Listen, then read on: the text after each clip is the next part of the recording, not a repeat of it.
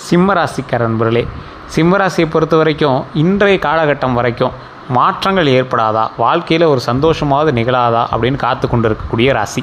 இந்த ராசியில் கடந்த ஒரு 4 வருடமாக தான் நிறைய சிக்கல்களை வந்து சந்திச்சிருக்கீங்க.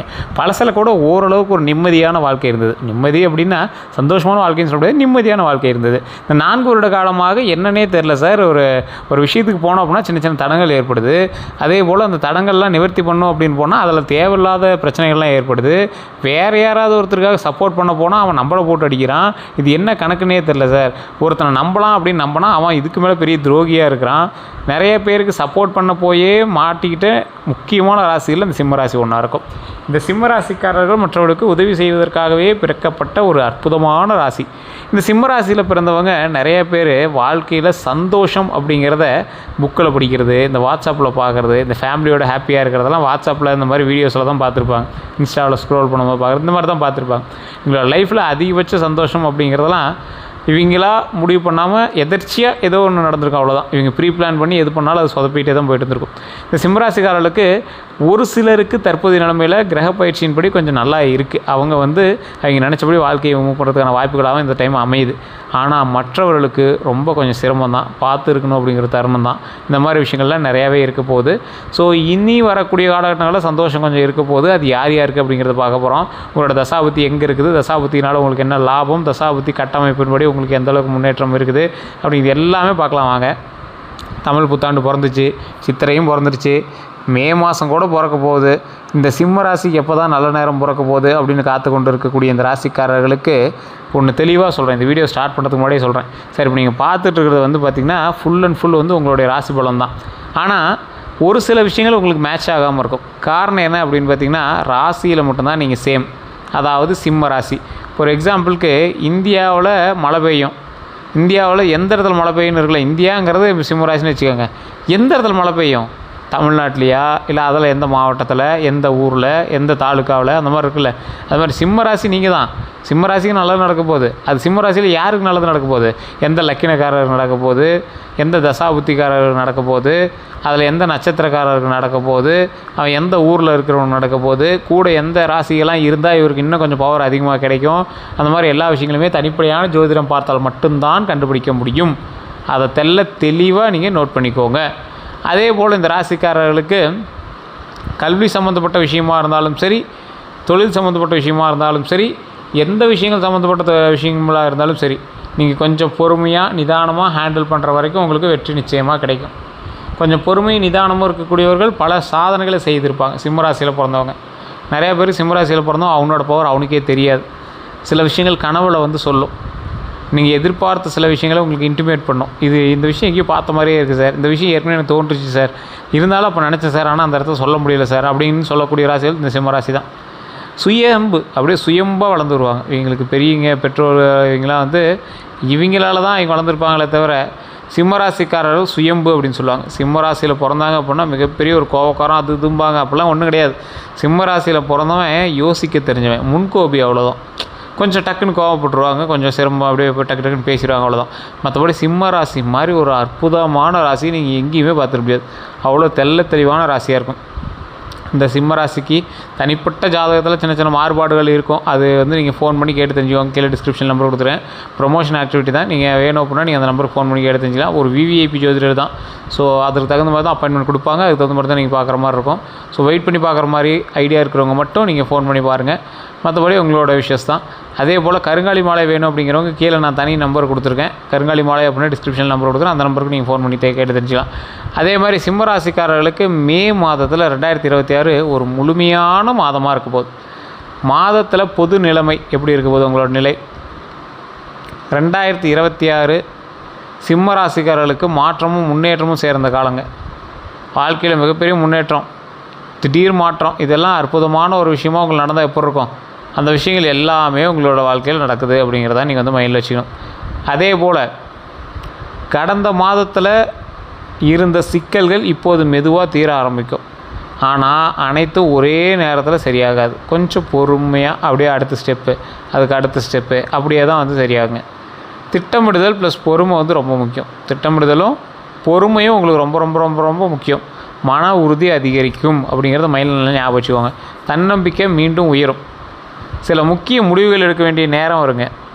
நீங்கள் எந்த அளவுக்கு சில முக்கிய முடிவுகள்லாம் எடுக்கிறீங்களோ அதெல்லாம் இந்த டைமில் வந்து தள்ளி போட்டுட்டு இருந்த விஷயத்தெல்லாம் இப்போ வந்து நீங்கள் பேசலாம் அப்படின்னு ஆசைப்படக்கூடிய ஒரு தருணமாக அமைய போகுது.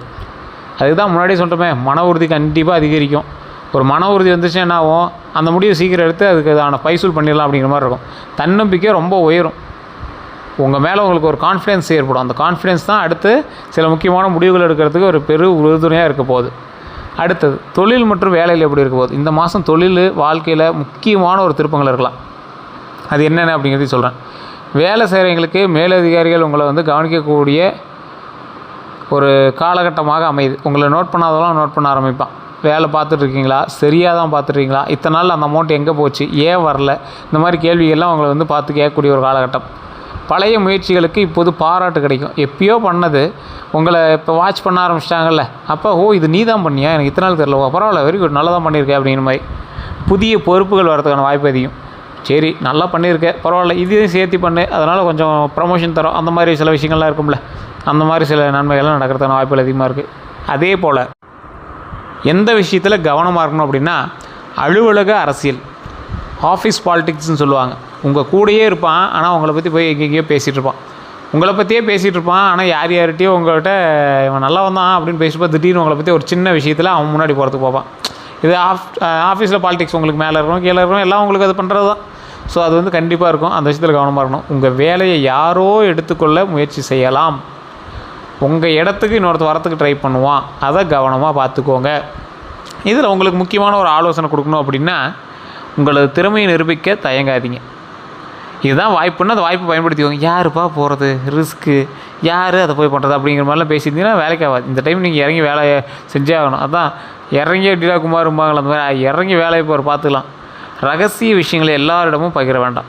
உங்களுக்கு சின்ன விஷயம் தெரியுது, அது வந்து கொஞ்சம் கான்ஃபிடெண்ட்டாக வச்சுக்கணும். கூட ஒரு நண்பர் இருக்கான், வீட்டில் இருக்கிறான், ஒரு 10 நிமிஷம் வேறு யார்கிட்டே பேசியிருந்தால் கூட நீங்கள் உளறிடுவீங்க. நீங்கள் அந்த மாதிரி ராசி, தெரியாத ஆள்கிட்ட ஒரு 10 நிமிஷம் க்ளோஸாக போடணுன்னா கூட உங்களுடைய விஷயங்கள் எல்லாமே உளறிடுவீங்க.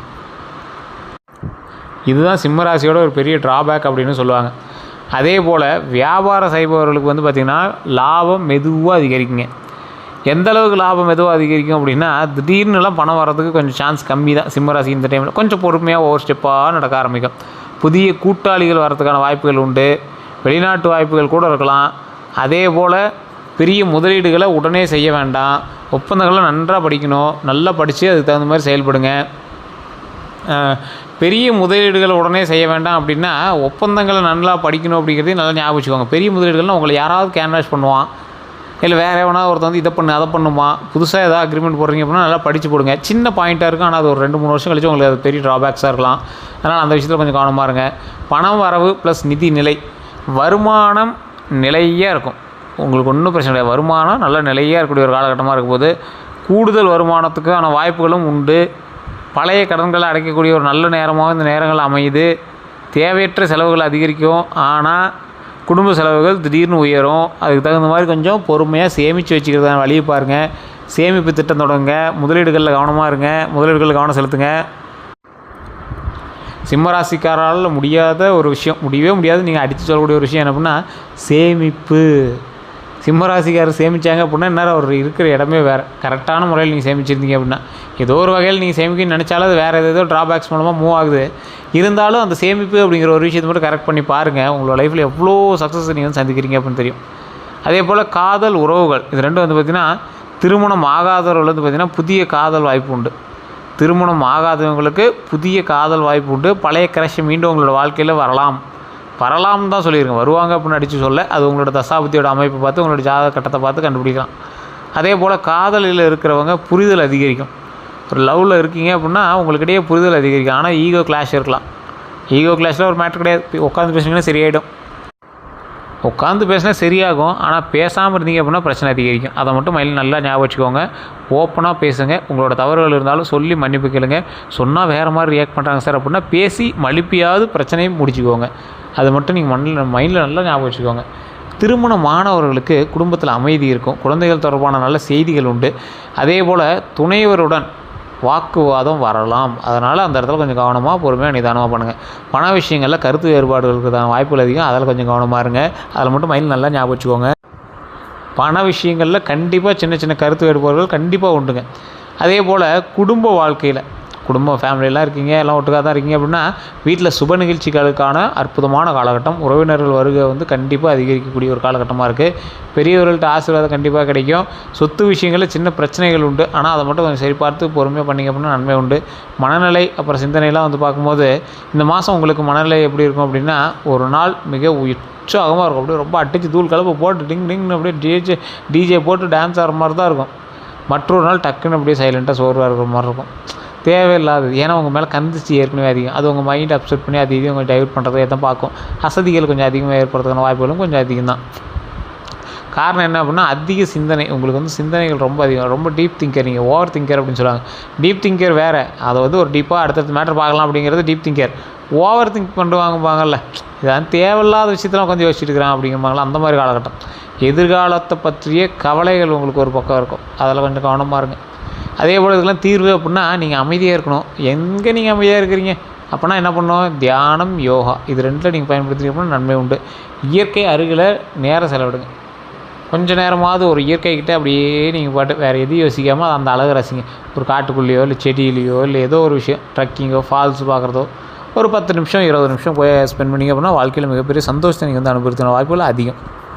அதே போல் ஆரோக்கியத்தை பற்றி பார்க்கணும் அப்படின்னா உடல் ஆரோக்கியம் சராசரியாக ஒரு நார்மல் ரேஞ்சில் இருக்கும். ஒன்றும் பெரிய மாற்றமும் இருக்காது, ரொம்ப இறக்கமும் இருக்காது. சிறிய சோர்வு தலைவலிக்கூட கண்டிப்பாக இருக்கும். அந்த சிறிய சோர்வு தலைவலிலாம் கொஞ்சம் பொறுமையாக பார்த்து நிதானமாக அப்படியே உடம்பை ஹேண்டில் பண்ணிட்டிங்கன்னா ரொம்ப நல்லதுங்க.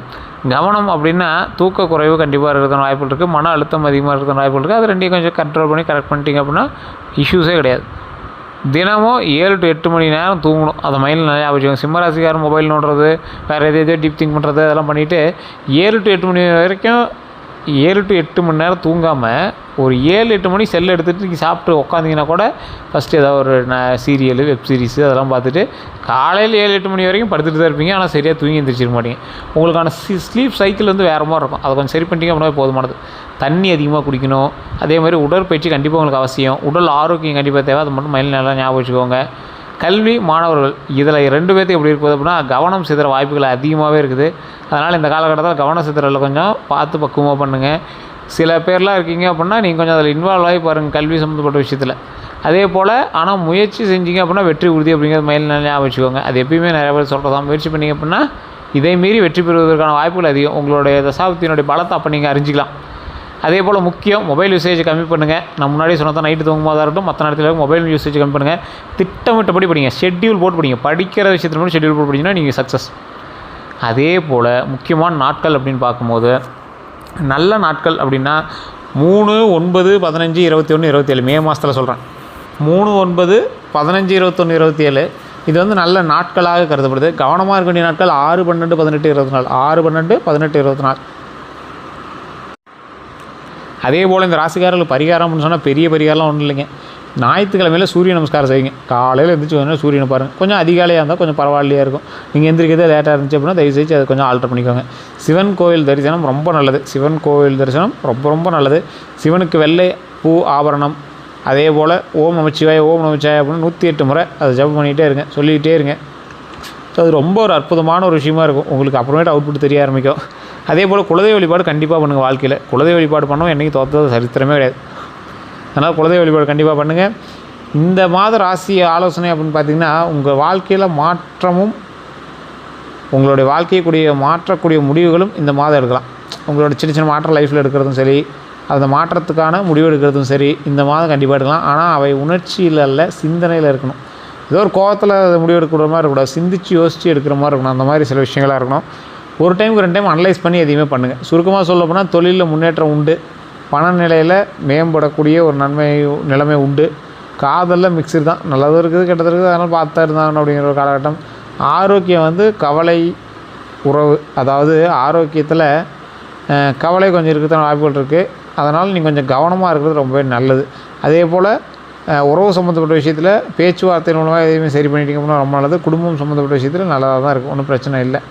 அதே போல் இந்த ராசிக்காரர்களுக்கு நீங்கள் விரும்பக்கூடிய 2026 இந்த மாதம் அற்புதமாக இருக்கணும் சார், ஜாக்பாட்டாக இருக்கணும் சார், பர்சனல் ப்ரொடிக்ஷன்ஸ் எல்லாமே தெரியணும் சார், எங்களது நட்சத்திரம் வேறு, ராசி வேறு, தசாபுத்தி வேறு, கூட இருக்கிறவங்களாம் வேறு அப்படிங்கிறதுனால உங்களுடைய மேனுவல் புக்குன்னு ஒன்று இருக்குல்ல, உங்களுடைய மேனுவல் புக்கு என்னது, உங்களுடைய ஜாதகம். நீங்கள் மேனுஃபேக்சர் ஆனதுலேருந்து உங்களுக்கு எப்படி இருக்குது உங்களை எப்படி பயன்படுத்தணும், உங்களால் என்ன நன்மை இருக்குது, அது எல்லாமே அந்த புக்கில் இருக்குது. அதை படித்து சொல்கிறதுக்கு தான் ஒரு ஜோதிடர் தேவை. ஸோ கீழே கூடிய நம்பருக்கு ஃபோன் பண்ணுங்கள், பிரபல ஜோதிடர் உங்கள்கிட்ட பேசுவார். உங்களுக்கு எந்த சந்தேகமாக இருந்தாலும் நீங்கள் வந்து கேட்டு தெரிஞ்சிக்கலாம். அது மட்டும் இல்லை, நிறையா பேருக்கான டவுட்டு, சார் இது எப்படி நம்ம காண்டாக்ட் பண்ணுறது அப்படின்னா நீங்கள் அப்பாயின்மெண்ட் பேஸஸ் தான் அவர் வந்து பேசுவார். கீழே இன்னொரு நம்பர் கொடுத்தோம்னா கருங்காலி மாலைக்கான நம்பர் அது. ஸோ இது வந்து அட்வர்டைஸ்மெண்ட் பர்பஸ் தான். நீங்கள் வேறு எதுவாக இருந்தாலும் உங்களுடைய விருப்பம் தான். நீங்கள் உங்களுடைய விருப்பத்தின் பேரில் நீங்கள் வந்து பேசிக்கலாம், மற்றபடி எல்லாமே பார்த்துக்கலாம். இந்த ராசிக்காரர்கள் ஒரு 10 பேருக்காக அன்னதானம் பண்ணுங்கள். அதனாலேயே மிகப்பெரிய நன்மைகளையும் வெற்றியையும் நீங்கள் வந்து அச்சீவ் பண்ணுறதுக்கான காலகட்டம் ரொம்ப அதிகம் அப்படின்னு தான் சொல்லணும். மற்றபடி நம்ம சேனல் இது வரைக்கும் பார்த்துட்டு இருக்கவங்க நிறைய பேர் சொல்கிறது, சார் நான் சேனல் பார்த்து தான் இருக்கேன், சப்ஸ்கிரைப் பண்ணாமல் பார்த்துருக்கீங்க சார், சப்ஸ்கிரைப் பண்ணிட்டு பக்கத்தில் பெல் பட்டன் ப்ரெஸ் பண்ணி அதுக்கப்புறம் பாருங்கள். இல்லை சார் ஃபேஸ்புக்கில் பார்த்துருக்கேன் அப்படின்னா ஃபாலோ பண்ணிட்டு பாருங்கள். அதுதான் இப்போ நம்மளுக்கு தேவை. ஸோ அதை மட்டும் பண்ணிங்க அப்படின்னா மிகப்பெரிய எங்களுக்கும் ஒரு பூஸ்டப்பாக இருக்கும். உங்களுக்கு நாங்கள் அதை மறுபடியும் கண்டென்ட்லாம் எடுத்து பேசும்போது எங்களுக்கும் ஒரு சில உறுதுணையாக இருக்கும். நம்ம சொன்னது எந்த அளவுக்கு உண்மை அப்படின்னு மறக்காம கமெண்ட் செக்ஷனில் பதிவு விடுங்க. வேறு ஏதாவது கருத்துக்கள் இருந்தால் மறக்காமல் கமெண்ட் செக்ஷனில் பதிவு விடுங்க. ஜோதிடம் பார்க்கணும் அப்படின்னா கீழே இருக்கக்கூடிய நம்பருக்கு ஃபோன் பண்ணுங்கள். அதே போல் கண்டென்ட் பற்றி நீங்கள் ஏதாவது தெரிஞ்சுக்கணும், இந்த விஷயத்தில் பற்றி ஏதாவது தெரியணும், சில பூஜைகள்லாம் இருக்குது, அது இதெல்லாம் வேணும் அப்படிங்கிறவங்க ஃபேஸ்புக்கில் ஃபாலோ பண்ணிட்டு கீழே இருக்கக்கூடிய நம்பருக்கு கால் பண்ணிட்டு உங்களுடைய கருத்துக்களை மறக்காம கமெண்ட் செக்ஷனில் பதிவு விடுங்க.